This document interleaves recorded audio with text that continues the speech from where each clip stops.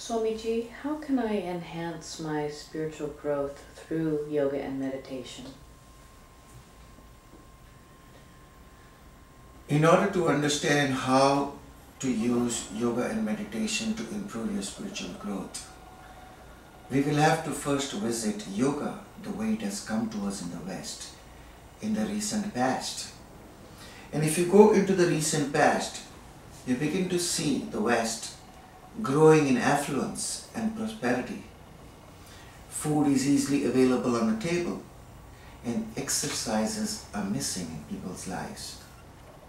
So the first thing that people did was, they said, our bodies are deteriorating, we need to exercise.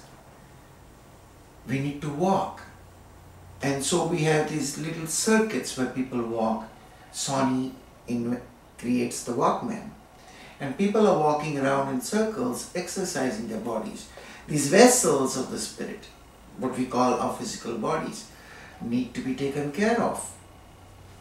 And as the walking goes on, the prosperity continues. We now have cars of our own which we drive up to our houses. And we need to exercise more. So we start studying the body, and we realize that just walking is not enough. We need to work on strength training.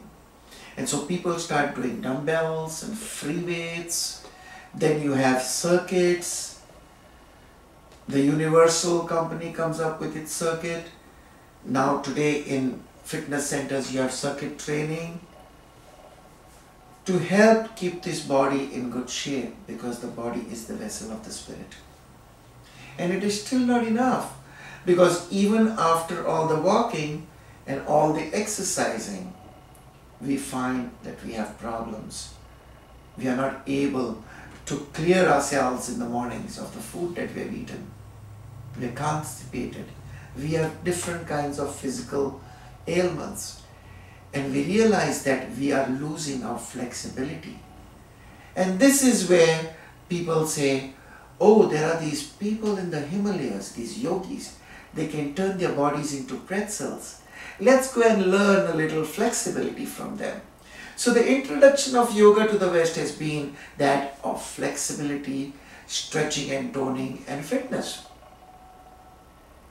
And by doing so, we have taken away the essential spiritual component of yoga. Today, yoga is done everywhere in America. People go about with their yoga mats. But are they really doing spiritual yoga? No, they are stretching. They are working on their physical bodies.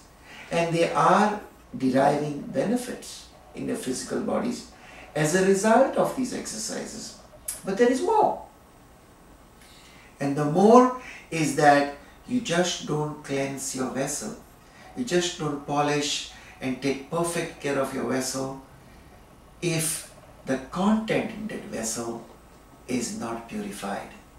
What is the use of having a beautiful coffee jug if the coffee is not being taken out and the vessel being cleansed and more coffee poured into it?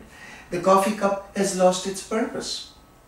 So for true yoga to increase our spirituality, we need to also focus on the contents. And the Eightfold Path of Yoga works not only on the vessel. We work on the vessel in the third stage of yoga, which is the asana.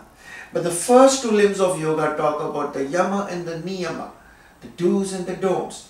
No stealing, no cheating, study of the scriptures. All these things have to be practiced. Saucha, Santosha, Tapasya, Ishvara, Pranidhana. If you practice these and then come into the practice of yoga asanas, you are doing it with an air of spiritual surrender.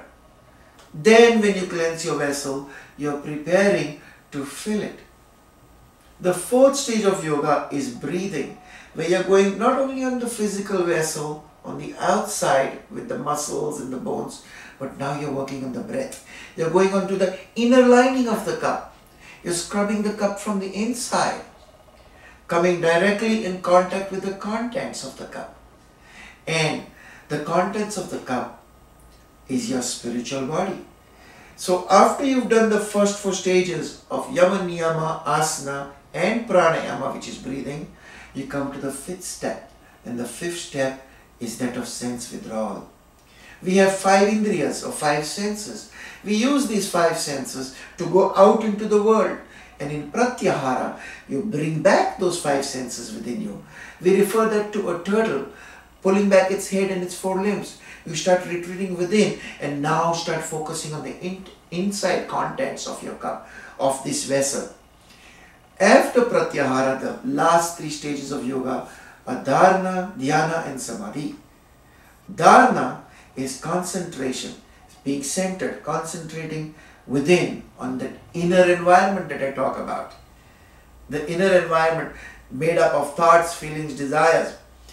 After Dharana comes Dhyana, where the flow of concentration becomes uninterrupted, undisturbed, continuous and steady.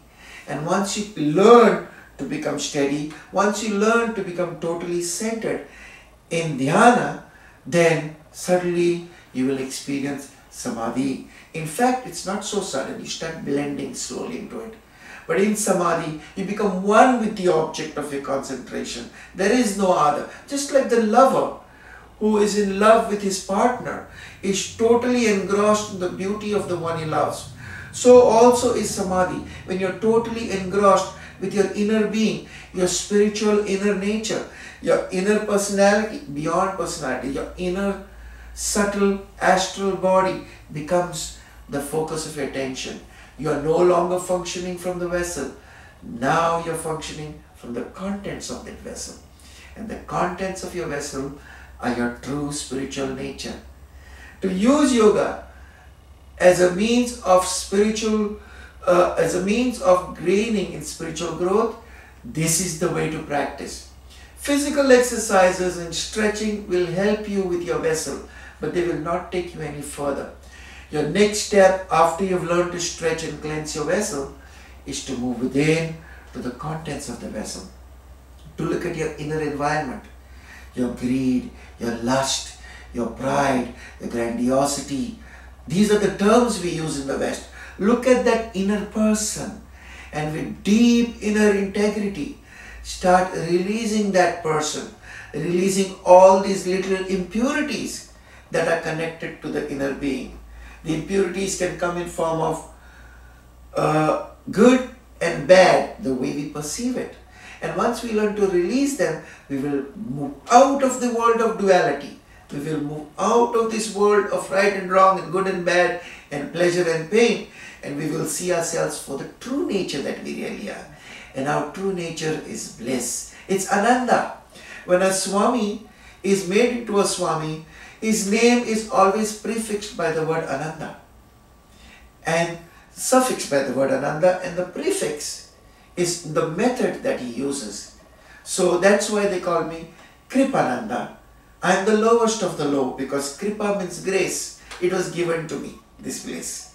So experience your Ananda, experience your spiritual nature within you, experience the bliss within you.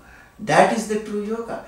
And once you get the touch of it, even if it is for a very, very minute moment in time, even if it is just a small, slight experience, that's enough. You transform. Then you see the true nature within you. Then the driver will matter, not the vehicle. Then the true being and the true spiritual nature will surface. Then you'll become a yogi. That is how you use yoga to increase and grow into spirituality. Thank you for the question, Ray. Thank you. Namaste.